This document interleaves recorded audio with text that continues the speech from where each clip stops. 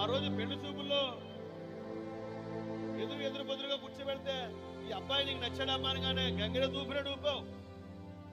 యారబ్బాయి ఈ అమ్మాయి నచ్చిందంటే గంగిర ఎందుకంటే గట్టిగా ఊపావు. మరి ఇవాళ ఏమైంది? నచ్చలేదండి. ఏంటి నచ్చలేదు?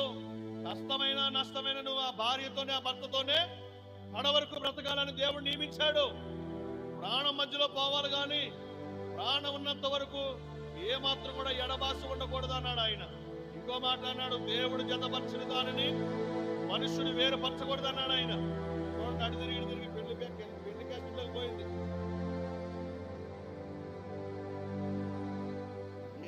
ఏటో అలా పోతుందంటే ఒకసారి దేవుడికి స్తోత్రం కలుగును గాక. హల్లెలూయా. ఎందుకు ఈ మాట చెప్తున్నానంటే యథార్థంగా ఉండాలని. ఒకరి ఎడల ఒకరు యథార్థంగా, భార్య భర్త ఎంత యథార్థంగా ఉండాలో ఇప్పుడు దేవుని దగ్గర కూడా నువ్వు అంతకన్నా ఎక్కువ యథార్థంగా ఉండాలి. వాక్యానికి నమ్మకంగా ఉండాలి. నువ్వు ఎలా ఉండాలి తెలుసా?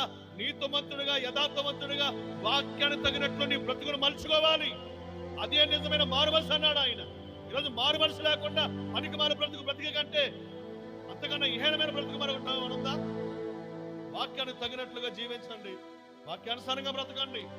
వాక్యం ఏది బోధిస్తుందో, వాక్యం ఏం చెప్తుందో దాని ప్రకారంగా బ్రతకమని దేవుడు చెప్తున్నాడు. మారు మనసు పొంది, రక్షణ పొంది, బాప్తిసాలు పొంది. ఎందుకు పొందారు మీరు? ఒకసారి చూస్తే చాలా చిరాకు వస్తా ఉంది వాళ్ళు చూస్తే. నాకు ఒళ్ళు మండుతుంది. ఎవరి నామాన్ని అవమానపరచడానికి? దేవుని నామాన్న. ప్రభు అన్నాడు, ఒకడంట దేవుణ్ణి ఎక్కిరించాడట. ఎవరిని? ఒకడు ఆకాశం మీద ఉన్న దేవుడి మీద ఉప్పు చేద్దాం అనుకున్నాడట. ఆండ్రి చూపాడట.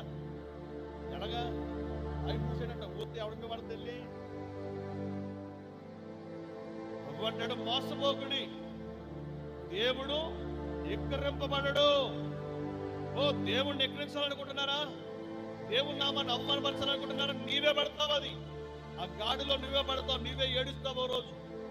కానీ దేవుడు చెప్పిన మాట జాగ్రత్తగా పట్టుకోండి. వాక్యాన్ని జాగ్రత్తగా పట్టుకోండి. వాక్యాన్ని చూడండి. దేవుని దగ్గర మనం ఏ ప్రమాణాలు చేస్తామో, దేవుని దగ్గర ఏ వాగ్దానం చేస్తామో ఆ వాగ్దానం నెరవేర్చుకోవాలి. దేవుడికి ఏ దర్శనం ఇచ్చాడో ఆ దర్శనాన్ని నెరవేర్చుకోవాల్సిన బాధ్యత నీదే.